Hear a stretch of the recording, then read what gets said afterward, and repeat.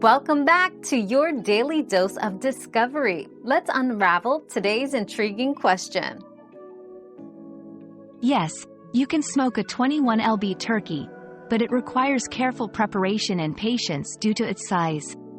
To ensure even cooking and flavor, it's essential to thaw the turkey thoroughly if frozen and consider brining it for 24 to 48 hours to enhance moisture and taste.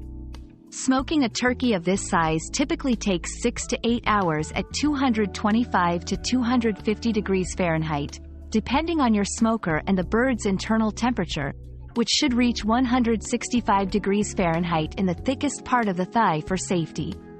Regularly monitoring the temperature is key to a delicious outcome.